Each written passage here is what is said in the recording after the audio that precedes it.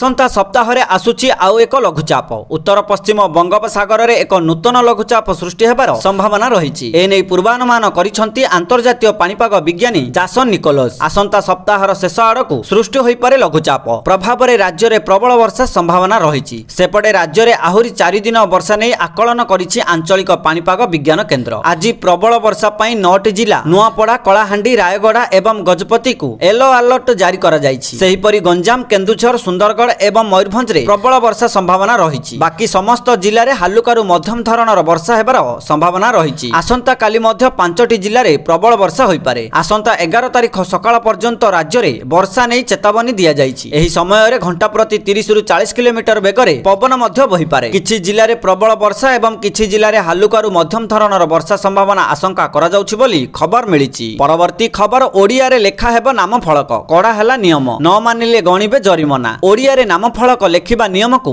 कड़ाकड़ी भावे पालन करबाकू जाउछि ब्रह्मपुर महानगर निगम। एने 55 दिनिया नोटिस जारी करबा सह समय सीमा भितर एहाकू कार्यकारी करबाकू डेडलाइन मध्य दिया जायछि। आउ नियम न मानिले दंड गणिबे व्यावसायिक प्रतिष्ठान। ब्रह्मपुर सहरर समस्त दुकान और वाणिज्यिक प्रतिष्ठान एणिकी नाम फलक ओडिया रे लेखिबा बाध्यतामूलक। साइन बोर्ड रे अति कम रे 60% लेखा ओडिया रे रहिबा आवश्यक। एने विज्ञप्ति प्रकाश करिछि ब्रह्मपुर महानगर निगम। आउ नियम न मानिले देबाकू पड़िबो 400 टंका जरिमाना। विलंब हेले मध्य मातृभाषा को बंचाई रखिबाकू बीएमसी रो ए पदक्षेप स्वागत योग्य। आउ जेउ माने एही नियम मानिबे सेमानक लागि प्रोत्साहन राशि मध्य रहिछि। निर्धारित समय भितर नियम पालन करिथिबा व्यावसायिक प्रतिष्ठानकू प्रोत्साहन स्वरूप ट्रेड लाइसेंस नवीकरण बेले मिलिबो 5% रिहाती। महानगर निगमर ए निष्पत्ति कार्यकारी हेले एहार प्रभाव सारा दक्षिण ओडिसा रे पड़िबा सह ओडियाक पई गर्व और गौरवर विषय हेबो बोली खबर मिलिछि। परवर्ती खबर बायोमेट्रिक उपस्थान बाध्यतामूलक कले राज्य सरकार। पंचायत कर्मचारी ठारू आरंभ करी बीडीओ पई लागू हेबो बायोमेट्रिक व्यवस्था।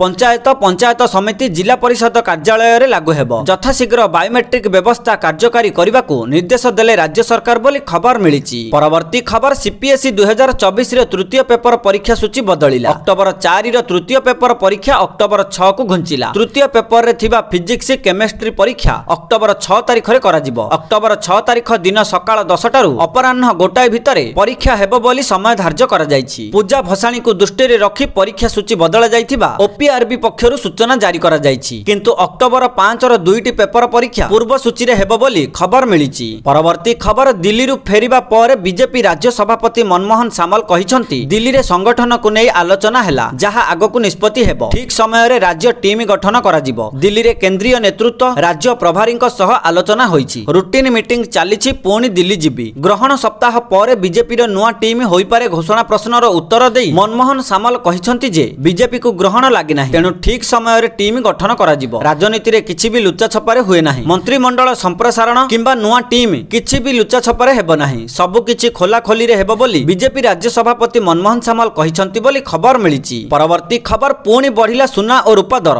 गहना किनिबा पूर्वरु नजर पकांतु केउ सहर रे केते रहिछि सुना दर। तेबे जदि आपण आज सुना किनिबा को चाहुछंती बा योजना करिसंती तेबे प्रथमे जानि नियंतु आज केते रहिछि सुना दर। आज भारतीय बाजार रे 24 कैरेट सुनार मूल्य 1,08,490 टंका रहिछि। सेही परि 22 कैरेट सुनार मूल्य 69,450 टंका छुइछि। सेही परि राजधानी भुवनेश्वर रे मध्य 24 कैरेट सुनार मूल्य 10 ग्राम पिछा 1,08,490 टंका रहितिबा बेले 22 कैरेट सुनार मूल्य 69,450 टंका को पहुंचिछि। अन्यपटे रूपा मूल्य किलो पिछा 1,28,000 टंका होइछि बोली खबर मिलिछि। परवर्ती खबर कमिला हीराकुद डैम रो जलस्तर। बंद हैला 4टी गेट। एबे 20टी गेट देई बन्या जल निष्कासन जारी रहिछि। एथि भितरु बाम पटे 13टी और डाहाण पटे 7टी गेट खोला जाइछि। गतकाली अधिक जल प्रवेश को दृष्टि रे रखी शुक्रवार 2टी पर्याय रे हीराकुदर 8टी गेट खोला जाइथिला। एथि सहित मोट खोला जाइथिबा गेट संख्या 24 को वृद्धि पाइथिला। गत 3 दिन धरी ऊपर मुंडरे वर्षा फल रे हीराकुद जलस्तर बढ़िबारे लागिथिला, किंतु जलस्तर कमिबारु गतकाली 4टी गेट बंद करा जाइछि बोली खबर मिलिछि। परवर्ती खबर बीजेडी सुप्रीमो नवीन पटनायक गतकाली संध्यारे दलर वरिष्ठ नेतांकु परामर्श दैछंती। नवीन निवास रे नवीनक नेतृत्व रे राजनैतिक व्यापार कमिटीर बैठक रे से दल को सुदृढ़ करबा पई निर्देश दैछंती। उपराष्ट्रपति निर्वाचन रे बीजेडी काहाकु समर्थन देबो ताहा ठिकाना समय रे जणा पड़िबो बोली नवीन पटनायक कहिसंती बोली खबर मिली। परवर्ती खबर सेप्टेम्बर 27 रे ओटीईटी परीक्षा। बोर्ड पक्षरु जारी हैला परीक्षा तारीख। 2टी सिटिंग रे ओटीईटी परीक्षा करा जिवो बोली बोर्ड तरफरु सूचना जारी करा जायछि। पेपर 1 9:30 रु 11:30, पेपर 2 2 टारू 4:30 पर्यंत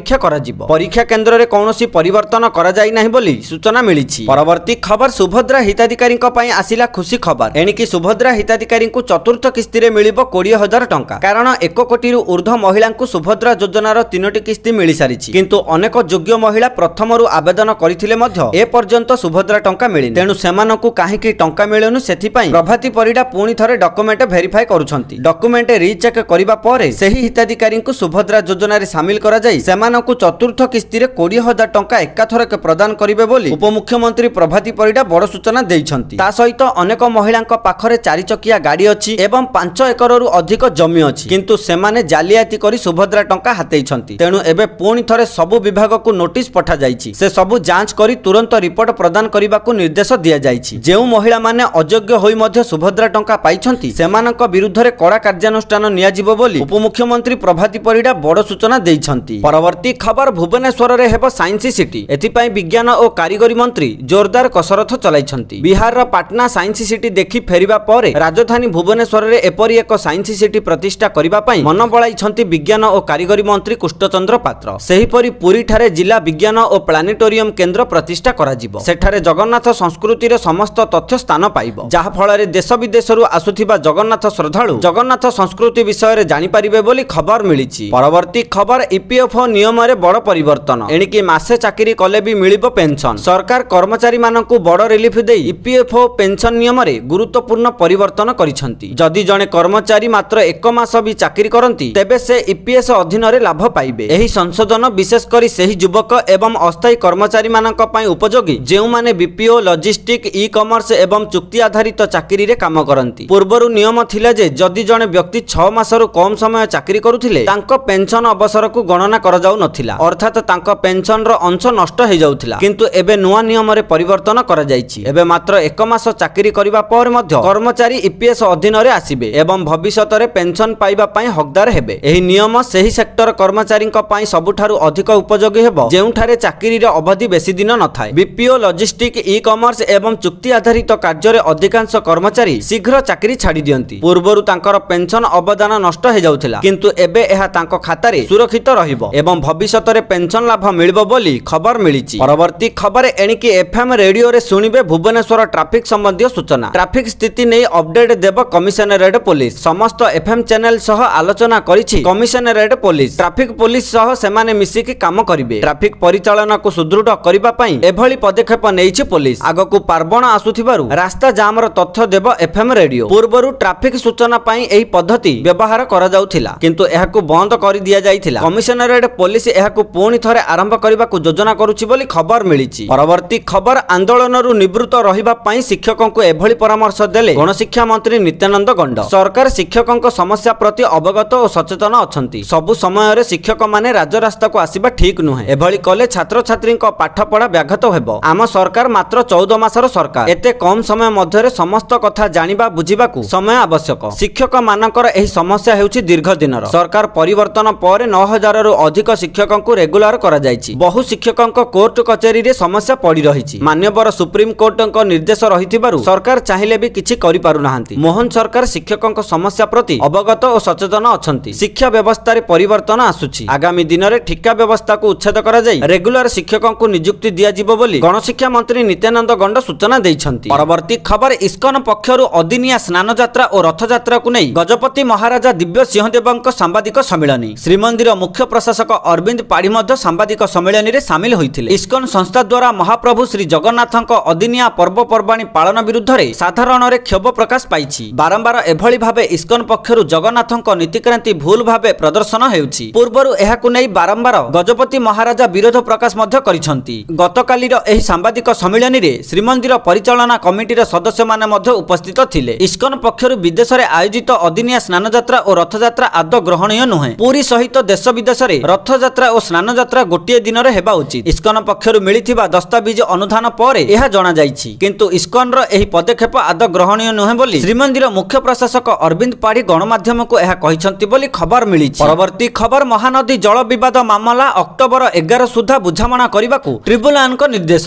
महानदी ट्रिब्यूनाल रे महानदी जल विवादर सुनानी ओडिशा पई पक्ष रखिले एजी पीतांबर आचार्य। ट्रिब्यूनाल रे पक्ष रखिबा परे एजी पीतांबर आचार्य प्रतिक्रिया रखिछंती। से कहिछंती ओडिशा ଓଡ଼ିଶା ଓ ଛତିଶଗଡ଼ ମଧ୍ୟରେ ଆପୋଷ ବୁଝାମଣା ଚାଲିଥିବା ନେଇ ଆଲୋଚନା ହୋଇଛି। ଅକ୍ଟୋବର 11 ତାରିଖ ସୁଦ୍ଧା ବୁଝାମଣାର ଅଗ୍ରଗତି ଜଣାଇବାକୁ ଟ୍ରିବ୍ୟୁନାଲ କହିଛନ୍ତି। ଦୁଇ ରାଜ୍ୟର ସର୍ବୋଚ୍ଚ ଯନ୍ତ୍ରୀଙ୍କ ମଧ୍ୟରେ ଆଲୋଚନା ହୋଇଛି। କେନ୍ଦ୍ର ସରକାରଙ୍କ ମଧ୍ୟସ୍ଥତାରେ ସମାଧାନ ପାଇଁ ଆଲୋଚନା ଜାରି ରହିଛି। ବିଗତ 7 ବର୍ଷରେ ପୂର୍ବ ସରକାର ସମାଧାନ ନେଇ କିଛି କରିନାହାନ୍ତି। ସରକାର ବଦଳିବା ପରେ ଆପୋଷ ବୁଝାମଣା ପାଇଁ ଚେଷ୍ଟା ଚାଲିଛି ବୋଲି ଏଜି ପୀତାମ୍ବର ଆଚାର୍ଯ୍ୟ କହିଛନ୍ତି ବୋଲି ଖବର ମିଳିଛି। ପରବର୍ତ୍ତୀ ଖବର ଲଗାଣ ବର୍ଷାରେ ବେହାଲ ଉତ୍ତର ଭାରତ, ବନ୍ୟା ପ୍ରଭାବିତ ଅଞ୍ଚଳ ବୁଲି ଦେଖିବେ ପ୍ରଧାନମନ୍ତ୍ରୀ। ଗୋଟିଏ ପଟେ ପ୍ରବଳ ବର୍ଷା ଯୋଗୁଁ ଦେଶର ଅଧିକାଂଶ ଅଞ୍ଚଳ ଜଳମଗ୍ନ। ଦିଲ୍ଲୀ, ପଞ୍ଜାବ ସମେତ କିଛି ରାଜ୍ୟରେ ବନ୍ୟା ବିଭୀଷିକା ଯୋଗୁଁ ହନ୍ତସନ୍ତ ଲୋକେ। ଏହି ଭୟଙ୍କର ବିପର୍ଯ୍ୟୟର ମୁକାବିଲା ପାଇଁ କେନ୍ଦ୍ରୀୟ ରିଲିଫ ପାଣ୍ଠି ଯୋଗାଇ ଦେବାକୁ ପ୍ରଭାବିତ ରାଜ୍ୟଗୁଡ଼ିକ ଦାବି କରିଛନ୍ତି। ଆଉ ଏହାରି ଭିତରେ ପ୍ରଧାନମନ୍ତ୍ରୀ ନରେନ୍ଦ୍ର ମୋଦି ନିଜେ ବନ୍ୟା ପ୍ରଭାବିତ ରାଜ୍ୟଗୁଡ଼ିକର ଗସ୍ତ କରିବେ ଏବଂ ସ୍ଥିତିର ସମୀକ୍ଷା କରିବେ। ଉତ୍ତର ଭାରତର ଅନେକ ସ୍ଥାନରେ ବନ୍ୟା ପରିସ୍ଥିତି ସୃଷ୍ଟି ହୋଇଛି। ଲଗାଣ ବର୍ଷା ଓ ବନ୍ୟା ଯୋଗୁଁ ରାସ୍ତାଘାଟ ଓ ଧନଜୀବନର ବ୍ୟାପକ କ୍ଷତି ହୋଇଛି।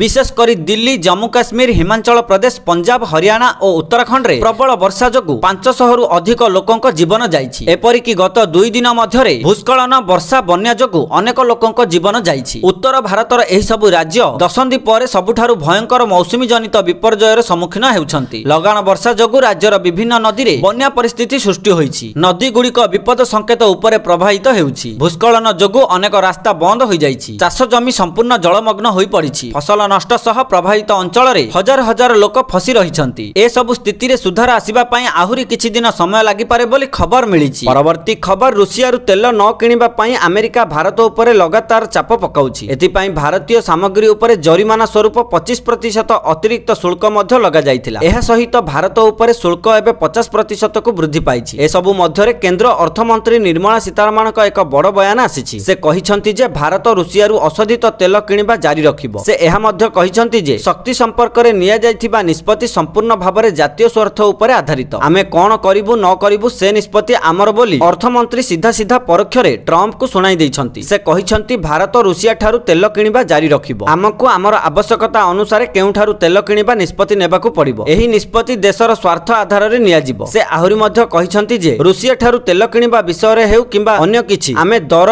ଲଜିଷ୍ଟିକ୍ସ ଏବଂ ଅନ୍ୟାନ୍ୟ ଅନେକ ବିଷୟରେ ଆମର ଆବଶ୍ୟକତା ଅନୁସାରେ ନିଷ୍ପତ୍ତି ନେବୁ ବୋଲି ଅର୍ଥମନ୍ତ୍ରୀ କହିଛନ୍ତି ବୋଲି ଖବର ମିଳିଛି।